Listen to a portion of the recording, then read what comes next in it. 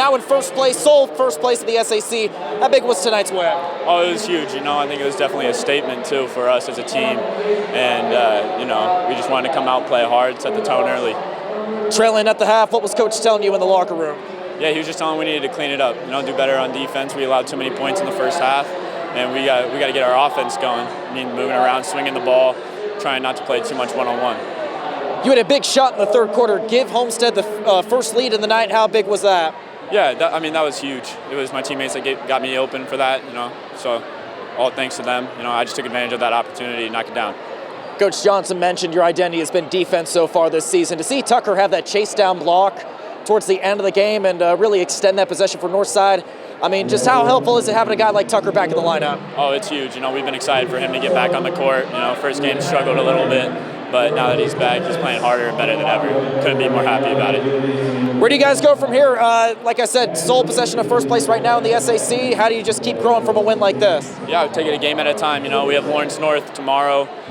We just got to play hard, execute all of our sets. How big was tonight just to close things out and come out on top? It was very important because we had a bad slump last week, and this game should give us more confidence to keep playing hard in the future.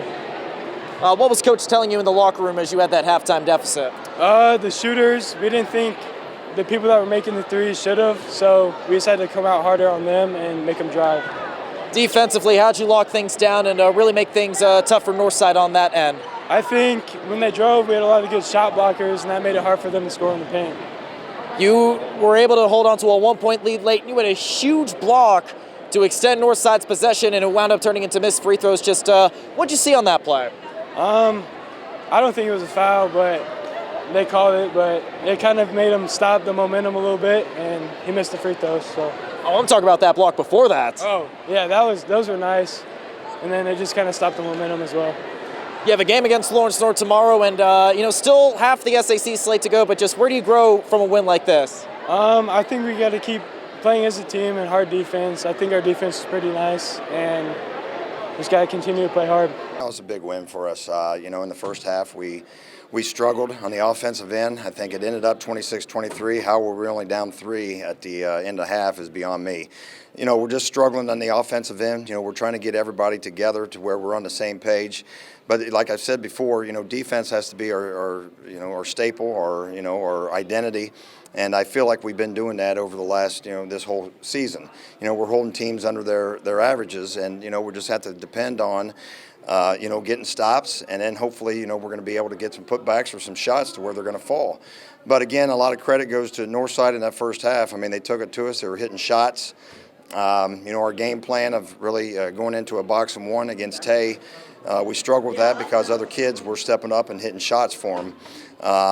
But we then switched over to a little bit different of a defense and tried to just keep them out of the lane.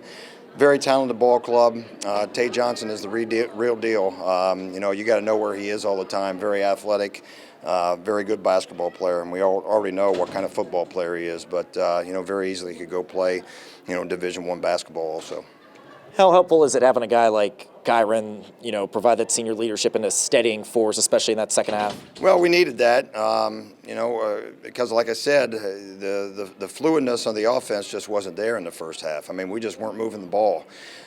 We were taking tough shots. We were playing a little bit into their hands where we're making 1 or 2 passes and chucking up a shot rather than, getting some sort of an inside-out game and try to wear their legs down. But, our kids hung in there. We've got to make sure that we're on the same page. But, we're finding a way to win, and that's what, good teams do. And I feel like we're a good team. I feel like we can compete at a high level.